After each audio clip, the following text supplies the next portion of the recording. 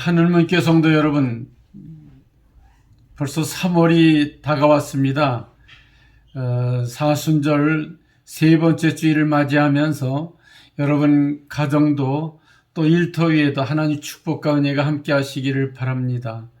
춘3월이 돌아오면은 우수경첩이 지나고 봄이 돌아오는 그런 계절이죠.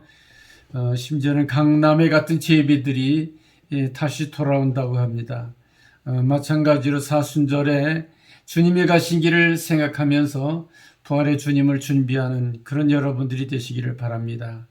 우리 온 교회 성도들이 건강하게 하나님 축복과 은혜 가운데 이 기간을 잘 지내고 부활의 새 아침 기쁜 낯으로 만날 수 있는 그런 기회가 되었으면 고맙겠습니다.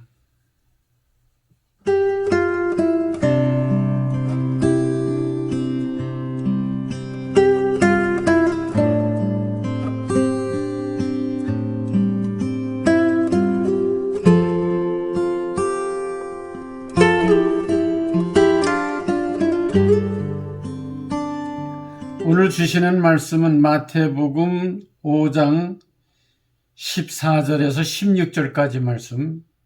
너희는 세상의 빛이라. 산 위에 있는 동네가 숨기지 못할 것이요 사람이 등불을 켜 말 안에 두지 아니하고 등경 위에 두나니 이러므로 집안 모든 사람에게 비추느니라. 이같이 너희 빛이 사람 앞에 비치게 하여 그들로 너희 착한 행실을 보고 하늘에 계신 너희 아버지께 영광을 돌리게 하라. 오늘 이 본문 말씀을 중심으로 해서 너희는 세상의 빛이라. 한번 마음속으로 따라해 보십시오. 너희는 세상의 빛이라. 오늘 할머니가 신앙생활을 잘하는 그런 권사님이신데 어릴 때부터 키도 작고 얼굴도 좀 잘 안 생기고 이래서 언제든지 자기 낮은 자존감을 가지고 있었습니다. 인물이 빠지고 이러니까 열등식 같은 게 늘 있었던 거죠. 그래도 신앙이 좋아서 새벽마다 교회 나가서 기도하시는 그런 권사님이신데 하루는 교회에 갔다 오는데 어떤 남자가 뒤에서 얘기하는 겁니다. 같이 가 처녀, 같이 가 처녀 뭐 이러면서 얘기를 하는 거예요. 너무 그냥 마음이 이상해가지고 뒤도 안 돌아다보고 도망가다시피 그렇게 집에 왔어요. 그런데 그 다음날도 또 그 다음날도 일주일 내내 어떤 분이 자기에게 같이 가 처녀, 같이 가 처녀 이렇게 얘기를 하는 거예요. 얼마나 황당했겠어요. 그래도 기분이 좋아가지고 집에 와가지고 싱글벙글 하는데 손자가 할머니 기분 좋은 거를 보고 할머니 무슨 기분 좋은 일 있으세요? 그렇게 물으니까 할머니가 그 얘기를 했습니다. 글쎄 내가 그래도 사람들이 많이 나를 좋아하는가 봐. 내 뒷모습이 괜찮은가 보지. 오늘 아침에 어떤 남자가 나를 따라오면서 나보고 처녀 같이 가 그런 얘기를 하더라고. 그래서 손자가 믿을 수가 없어가지고 할머니 잘못 들었겠지요. 그러니까 아니야 그렇게 일주일 내내 잘못 들을 수가 있겠어? 그래요. 그러면 할머니 보청기를 내일은 끼고 가서 한번 잘 들어보세요. 그럼 그렇게 하지. 그 다음날 새벽에 가서 기도하고 보청기를 끼고 집에 오는데 똑같은 이야기가 들리는 거예요. 그런데 할머니가 들은 이야기가 잘못된 겁니다. 같이가 처녀가 아니고 갈치가 천원, 갈치가 천원 그런 이야기를 하고 있더라는 겁니다. 어떤 아저씨가 갈치를 1,000원에 판다고 하는 이야기를 이 할머니 권사님은 잘못 들은 거죠.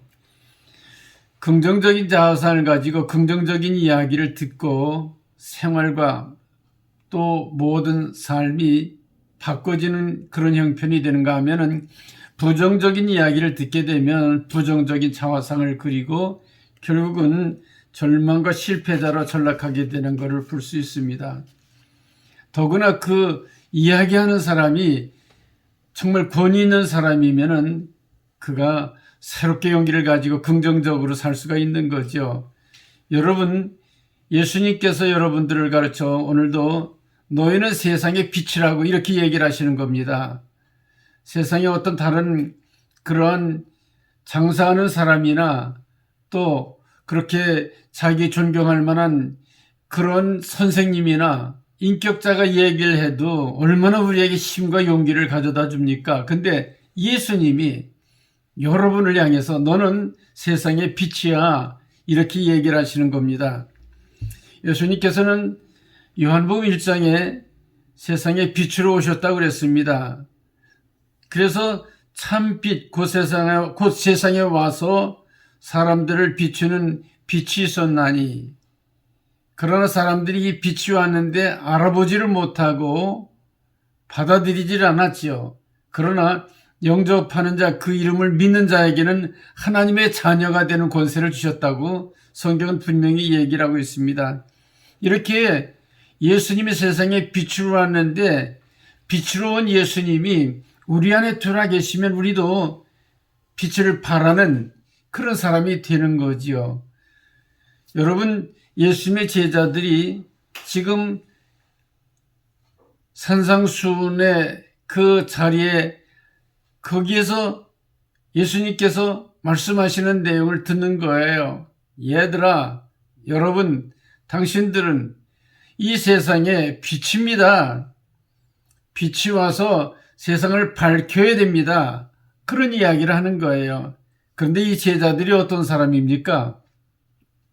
여러분 잘 아는 것처럼 이 제자들은 갈릴리 사람들 아니에요?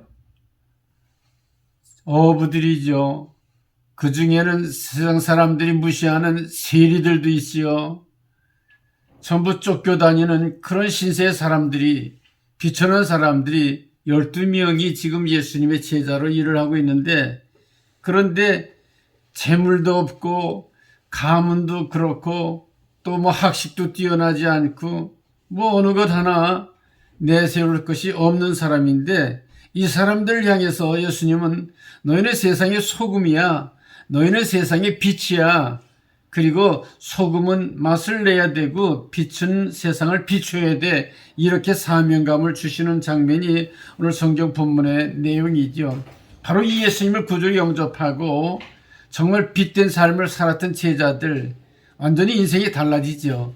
사도행전 4장 13절에 보면은 성령 충만함을 받은 베드로와 요한이 복음을 전하게 될 때에 그 제사장들과 유대인들이 놀라게 되죠. 13절에 보면 베드로와 요한이 담대히 말하는 것을 보고 그들이 본래 학문이 없는 범인인 줄을 알았다가 이상히 여기더라 그랬어요. 저 사람들이 학문이 없는 사람들인데 어떻게 저렇게 담대하게 유식하게 그런 이야기를 하는 거야. 완전히 그 사람들이 이상하게 여겼다고 성경은 그렇게 얘기를 하고 있죠. 저와 여러분들도 주님이 너희는 세상의 빛이라고 사명감을 주신 것을 믿고 믿음으로 행하게 되면 이 세상을 밝힐 수 있는 빛으로의 사명을 잘 감당하게 되는 걸 여러분 분명히 믿으시기 바랍니다. 그런데 우리는 이 세상의 빛인데 빛된 사람들이 모여 있어야 되는데 그것이 바로 교회란 말이에요.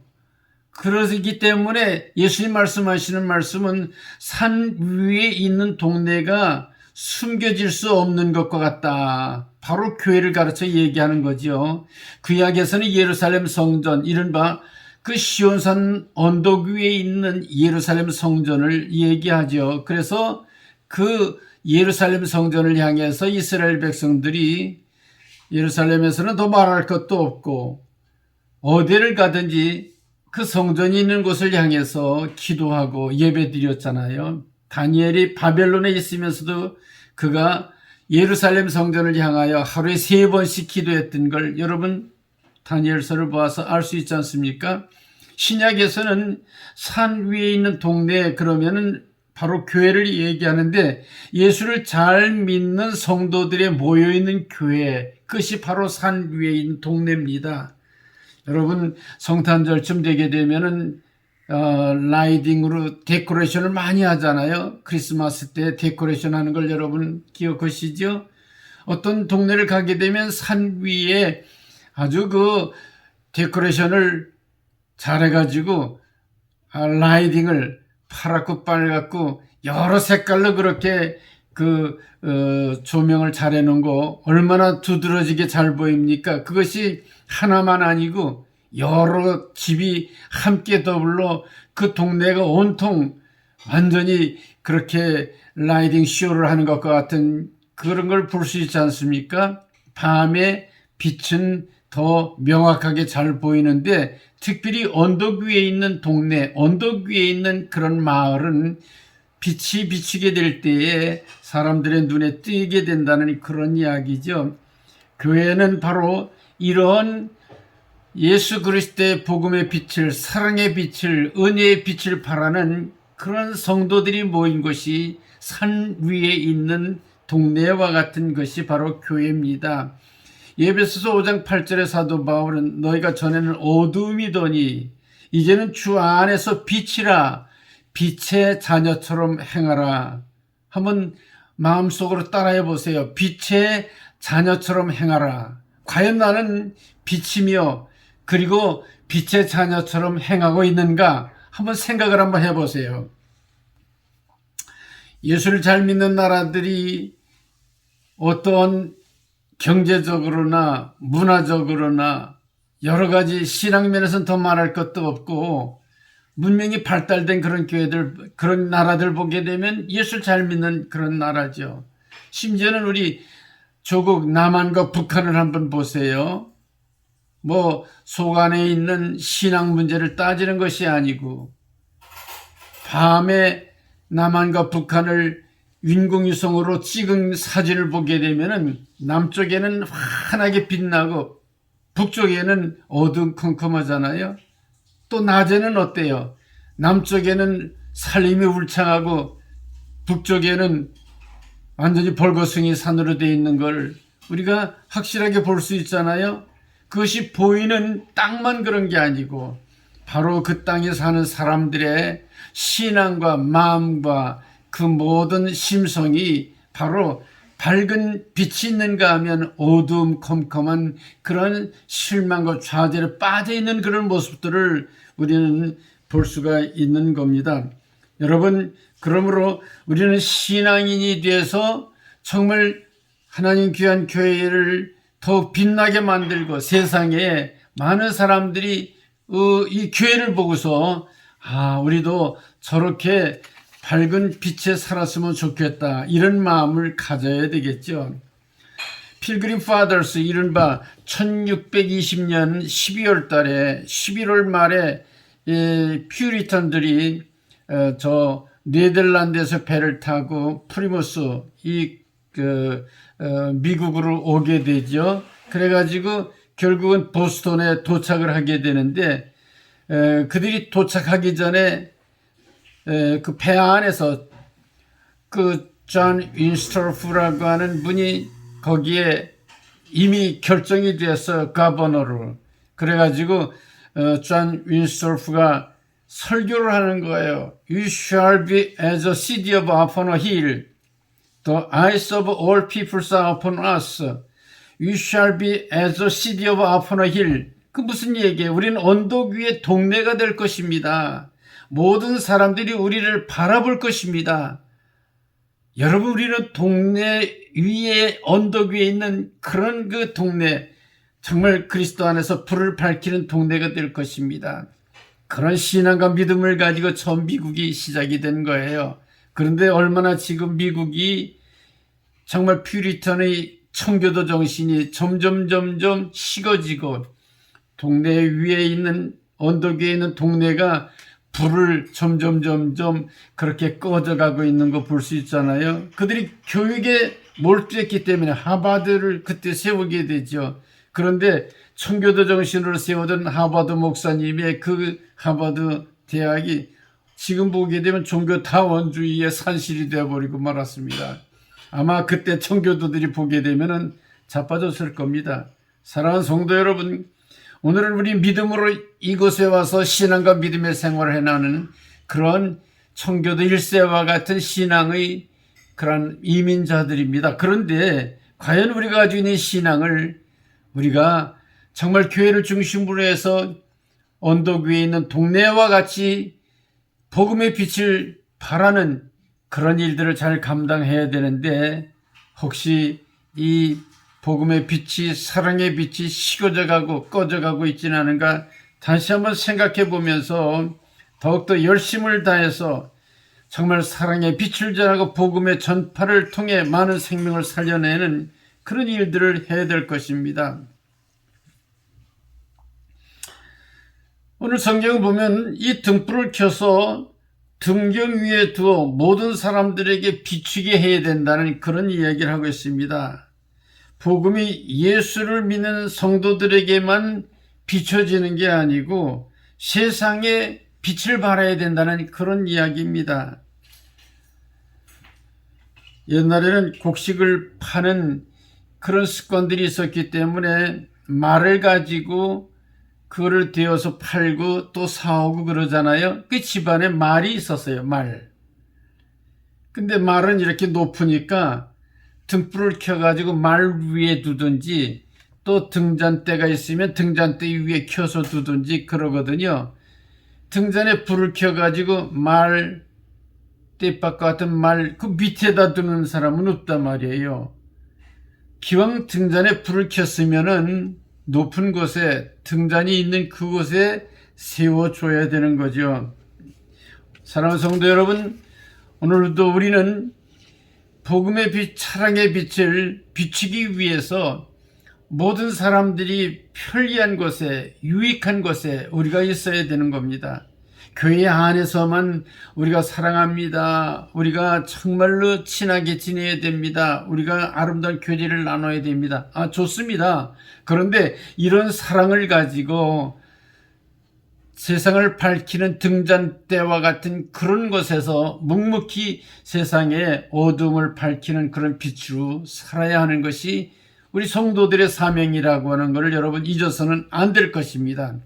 벤자민 프랭클린이 집 앞에 등잔불을 세워놓고 거기다 횃불을 달아놨어요. 많은 사람들이 집안에 등잔불을 켜는 것도 힘든데 뭐라 밖에다가 낭비하면서 저렇게 거기다가 불을 켜놨는가 그랬는데 지나다녀 보니까 길을 밝히는데 등잔불이 너무너무 횃불이 좋거든요. 그래서 이 사람네도 횃불을 켜고 저 사람네도 횃불을 켜고 그래가지고 결국은 가로등이 세워지게 됐다고 하는 그런 이야기입니다. 여러분, 등경 위의 등잔은 성도들이 하나님을 섬기고 세상을 섬기는 그런 자세가 중요하다는 얘기예요. 지난 월요일에는 3.1절 행사를 우리가 예배를 드렸는데 먼저 우리가 3.1절 행사의 그 기본 정신처럼 먼저 예배 드리고 그리고 정말 만세 삼창도 하고 우리 정말 순국 선열에 대한 그런 정신을 이어받는 그런 일들을 우리가 했습니다. 1919년에 3.1운동의 그런 애국 선열들을 보게 되면은 9개 지역에서 태극기를 들고 그 민족의 그런 자유와 독립을 외치는 만세를 부르는 불을 밝히는 그런 일을 한 거지요.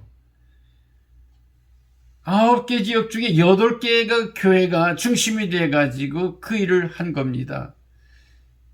33인 중에 16명의 목사님, 장로님, 집사님, 평신도들이 중심이 돼가지고 이 운동을 전개한 겁니다. 완전히 교회가 중심이 된 거죠. 세상에 빛을 비추는 그런 일들을 교회 안에서뿐만 아니라 사회의, 민족의, 나라의 유익이 되기 위해 그렇게 만세를 부르면서 정말 교회가 그 모든 교회를 통해서 많은 사람들의 어두움을 비치는 그러한 희망을 주는 일들을 하게 된 거예요. 선교사들이 선교 보고를 할 때에 조선의 야소교를 믿는 사람들이 애국자입니다. 야소교를 믿는 사람들만이 애국자인데 그리고 이 나라의 희망은 야소교인들이 오직 희망일 뿐입니다. 이렇게 본국에 선교보고를 할 정도로 예수 믿는 사람들이 그 나라의 조선의 희망이 됐던 겁니다. 사랑하는 성도 여러분, 오늘도 우리 교회는 이런 예수를 제대로 믿어 세상에 불을 비치는 정말 등잔의 역할을 감당하고 불을 비치는 사랑의 횃불의 역할을 감당해서 많은 사람들에게 복음을 정말 받아들일 수 있는 이런 아름다운 선도적인 역할을 감당하는 우리들이 되어야 할 것입니다. 오늘 우리 교회 앞에 이렇게 모든 것을 잘 꾸며놨는데 우리 권사님이 강대상도 잘 꾸미고 또 우리 목사님 한 분이 꽃도 여기 가져다 놓고 또 우리 권사님 한 분이 또 여기 피아노도 전부 새로 사가지고 준비를 해가지고 얼마나 아름답게 꾸몄는지 몰라요. 여러분, 교회를 사랑하는 사랑의 빛, 성도를 사랑하는 사랑의 빛, 정말 예배를 사랑하는 그러한 봉사와 헌신의 이런 빛을 비추는 역할을 통해서 이런 일들이 이루어지게 된 것을 다시 한번 생각하면서 여러분, 등잔에 풀이 붙여져 있는 그런 등대와 역할을 감당하는 그런 우리들이 되어야 할 것입니다. 마지막으로 너의 착한 행실을 보고 하나님께 영광을 돌리게 하라. 오늘 16절 말씀 보면 이같이 너의 빛이 사람에게 비치게 하여 그들 너의 착한 행실을 보고 하늘에 계신 너의 아버지께 영광을 돌리게 하라. 착한 행실을 빛이라고 지금 말씀하고 계세요. 착한 행실, 선한 행실이라는 말이죠. 마태복음 19장 16절에 본 부다 청년이 예수님에게 와서 말씀을 드립니다. 선생님, 무슨 선한 일을 해야 영생을 얻습니까? 그러니까 어찌 선한 일을 내게 묻느냐? 오직 선한 분은 한 분, 하나님 아버지밖에 없다고 하는 것을 내가 왜 모르느냐? 그런데 네가 생명에 들어가려면, 영생에 들어가려면 계명을 지켜라. 어려서부터 계명을 다 지켰습니다. 아, 그러냐? 십계명을 다 지켰다 그러면은 네 이웃을 내 몸과 같이 사랑하는 사랑의 사람이 되어야 되는데 21절로 내려가 내가 온전하고자 할진대 내 소유를 팔아 가난한 자들에게 주라. 그리고 와서 나를 따르라. 이분은 부자가 되기 때문에 근심하며 예수님을 떠나가는 그런 모습을 볼 수 있습니다. 여러분, 착한 행실이 뭐예요? 착한 행실이 소유의 넉넉함이나 출세나 명예 이런 것을 얻는 것에 착한 행실이 있는 게 아니에요. 착한 행실은 부모 밑에 착한 아이는 부모 말 잘 듣는 거죠. 나라의 착한 사람은 나라가 정한 법을 잘 따르는 거죠. 하나님 앞에서 착한 사람은 하나님 나라의 하나님 말씀을 잘 따르는 것, 순종하는 것이죠. 여러분, 하나님의 계명을 잘 지켜 행하는데 이거를 통해 가지고 부귀와 영화를 누리고 출세를 누리고 세상에서 인정받으려고 그러는 게 아니고 하나님 나라의 인정을 받아야 된다는 얘기예요. 너희 가지고 있는 소유를 팔아 가난한 사람들에게 주면은 결국은 하나님 나라에 너의 보화가 쌓여진다고, 하나님 나라가 인정하는 이런 것이 바로 영생에 들어가는 축복된 길이라고 하는 것을 예수님께서 말씀하신 거예요. 모세는 공주의 아들로 부귀와 영화를 누릴 수 있는 그런 위치에 있었지만은 그 모든 것을 다 버리고 고난받는 백성들과 함께 하나님 명령에 순종함으로 그가 정말 이스라엘의 지도자가 됐죠. 성자 프랜시스는 이 부자 청년의 이야기를 성경을 통해서 보고 나도 부자지만은 모든 것을 팔아 가난한 사람들에 주고 예수님을 따라야겠다. 결국은 예수님을 따르는 제자가 돼서 성자 프랜시스가 된 것을 볼 수가 있습니다. 성도들이 전부 이런 하나님 말씀을 따르면서 거룩한 삶을 살게 될 때에 하나님께는 영광, 우리에게는 하늘나라의 상급이 크다고 하는 걸 여러분 분명히 믿으시기 바랍니다. 얼마 전에 생후 16달밖에 안 된 정인양 아동학대로 말미암아 숨지는 사건이 있었죠. 그때 대통령이 입양 부모가 마음 변하면은 입양했던 애를 취소할 수도 있고 혹 맞지 않으면 서로 바꿀 수도 있지 않겠는가, 그런 얘기를 하는 것을 야당 국회의원들이 무슨 뭐 입양아들이 홈쇼핑에 물건이냐, 반품도 하고 교환도 하고 뭐 그런 얘기들이 많이 희자됐던 걸 여러분 기억하게 될 겁니다. 그런데 감사원장 하는 최대용 장로 이야기는 우리들에게 아주 큰 감명을 주는 스토리죠. 이런 일들이 있기 전 벌써 20년 전에 10년 전이군요. 2011년 판사 시절에 조선일보와 그 인터뷰한 내용이에요.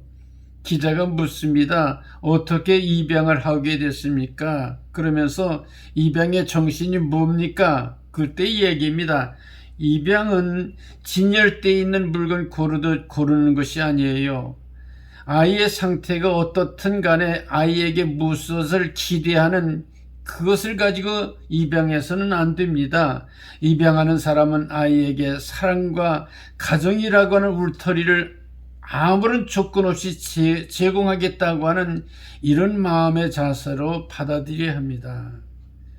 그분이 그 중고등학교 시절에 신촌교회를 다녔는데 그 친구 하나가 소아마비로 어려움을 당하는 그런 친구인데 이 친구를 업어서 등교시키고 하교시키고 또 같이 기도하면서 서울법대에 같이 들어가서 결국은 고시에도 함께 참석해가지고 같이 패스하게 되는 그런 감동적인 스토리. 바로 그 소아마비로 힘든 그런 그 변호사가 강명훈 변호사라고 하는 이 최재형 장로의 친구 이 얘기를 우리가 볼 수 있죠.